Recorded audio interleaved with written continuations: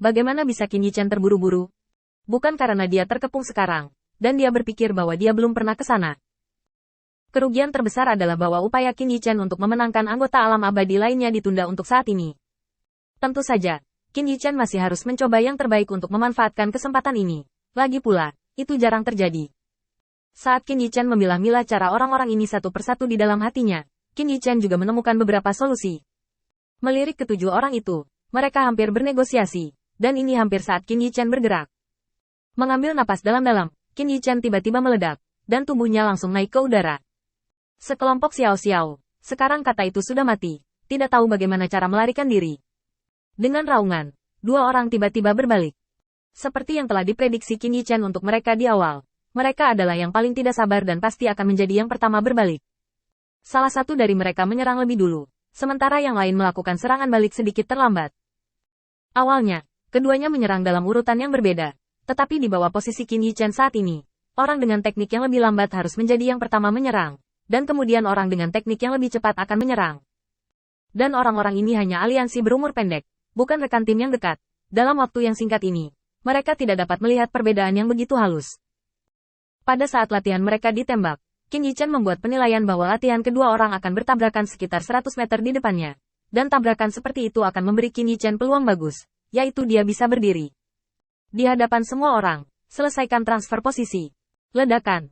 Dengan suara teredam dari langit, 7 orang yang hadir tercengang. Apa yang kamu lakukan? Kamu bajingan, jangan mengubah hatimu, kan? Setelah aku mengatakan itu sebelum hari ini, aku akan menghitung keluhan pribadi. Jika kamu ingin melawanku, katakan saja, aku akan menemaniku. Hari ini. Sialan kamu punya nyali untuk mengatakannya lagi. Kamu jelas menembak sebelum aku. Apakah kamu melakukannya dengan sengaja? Awalnya untuk berurusan dengan Tujiu mereka dihubungkan bersama, dan aliansi yang sudah lemah menjadi sangat rapuh saat ini. Gejolak sekecil apapun akan menyebabkan mereka memiliki konflik dan keretakan yang sangat besar. Ini juga dalam prediksi Qin Yichen. Ketujuhnya harus mempertimbangkan tidak hanya mengepung Tujiu dan tidak membiarkannya melarikan diri, tetapi juga kepentingan mereka sendiri. Mereka adalah sekutu di depan Tujiu, tetapi secara pribadi, mereka sangat kontradiktif, dan mereka tidak serasi seperti sekarang. Beberapa waktu yang lalu, keretakan mereka sudah muncul. Ketika mereka membahas bagaimana menghadapi Tujiu, ada konflik. Itu hanya karena Tujiu belum dieksekusi, jadi aliansi mereka tidak runtuh. Sekarang Qin Yichen hanya menambahkan bahan bakar ke api untuk memperbesar kontradiksi ini. Efeknya disebut efek langsung. Apa yang kalian berdua lakukan? Kalian ingin membuat perbedaan yang jelas. Sekarang bukan waktunya bagi kalian berdua untuk mempermalukan diri sendiri. Ketika Tujiu terbunuh, jika kamu memiliki konflik, kamu dapat menyelesaikannya sesukamu. Sungguh pertengkaran, bunuh Tujiu dan mulai, jangan banyak bicara. Melihat bahwa kontradiksi antara 7 orang menjadi semakin kuat, dan kekuatan mereka serupa, tidak ada yang bisa meyakinkan yang lain, dan kontradiksi menjadi semakin intens. Adapun siapa orang yang baru saja muncul, mereka tidak peduli lagi. Orang-orang terkuat di seluruh Jiuyu Floating Sky City ada di sini, dan orang-orang yang datang ke sini hanyalah beberapa xiao-xiao, yang mencoba pergi ke keluarga Sun Tujiu. Di bawah spekulasi seperti itu, mereka jelas tidak memiliki cara yang lebih baik untuk menghadapinya. Sebelum situasinya benar-benar kacau, pertama-tama pertahankan aliansi antara beberapa orang, dan kemudian bunuh Tujiu. Ketika 7 orang ini masih berdebat tentang masalah sebelumnya, Qin Yichen telah datang ke sisi Tujiu dengan cara penyembunyian yang luar biasa dan mengambil Suning dari tubuh Tujiu. Ikuti aku. 3 kata sederhana itu membuat semangat Tujiu langsung terangkat berkali-kali. Ini baik. Di depan orang yang telah dia coba berkali-kali, masih tidak memiliki cara untuk memecahkan permainan, dan akan jatuh ke dalam kematian, tiba-tiba ada sedikit lebih banyak harapan. Meskipun harapan ini sedikit kecil, itu selalu lebih baik daripada tidak ada harapan. Mengambil keuntungan dari waktu ketika 7 orang di langit terganggu dan saling menjaga, Qin Yichen membawa Tujiu ke kedalaman gunung gantung. Sebuah lubang dibuka di gunung gantung dengan cara terkecil, dan ketiganya memasukinya. Qin Yichen membuang portal sederhana, berkomunikasi di dalam dan luar, dan kemudian berkata, "Portal menuju kuil penguasa cahaya. Setelah kamu pergi ke sana, dengarkan pengaturan Tuan Sai.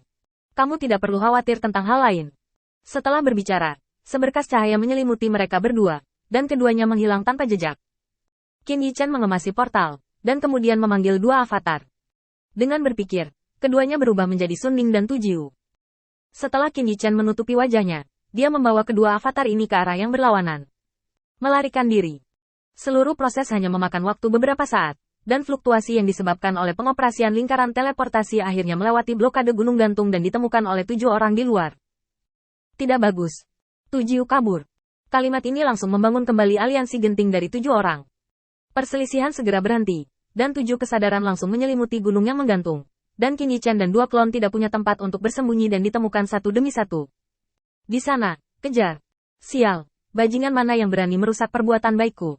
Jika aku tertangkap, aku akan membunuh dan memakan daging. Apa yang kamu lakukan dengan begitu banyak omong kosong? Cepat dan kejar. Sadar akan gerakan di belakangnya, Qin Yichen naik ke udara, diikuti oleh 2 klon. Qin Yichen tiba-tiba merasa bahwa ada pemanggilan kekuatan suci di belakangnya. Melihat ke belakang, karakter dan metode Qin Yichen dengan cepat telah dilewati oleh Qin Yichen di benaknya. Kedua klon menghindar ke samping, sementara Qin Yichen membuka telapak tangannya, dan lusinan lampu pedang dingin mekar seperti bunga yang lembut. Ledakan. Dengan suara tabrakan yang tumpul, Qin Yichen terbang terbalik oleh kekuatan benturan. Kali ini, Qin Yichen tidak terpengaruh sama sekali. Dia adalah dewa, dan trik biasa tidak banyak berpengaruh padanya. Itu hanya menggunakan gelombang kejut dari serangan lawan untuk menutupi fakta bahwa dia lebih cepat dari mereka.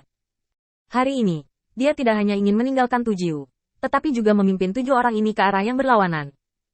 Dengan cara ini, Tu Jiu dan Sun Ning memiliki banyak waktu untuk tinggal di kuil penguasa cahaya. Dan berdasarkan pengamatan Qin Yichen terhadap Tu Jiu, dia pasti akan tertarik dengan ajaran kuil penguasa cahaya. Lampu. Waktu adalah kunci untuk menjadi orang percaya bagi dirinya sendiri. Dengan dampak tabrakan latihan, Qin Yichen meningkatkan kecepatannya beberapa poin, dan kemudian melambat lagi untuk memastikan bahwa 7 orang di belakangnya dapat mengikuti kecepatannya dan tidak akan terlempar dan kehilangan motivasi mereka untuk mengejar.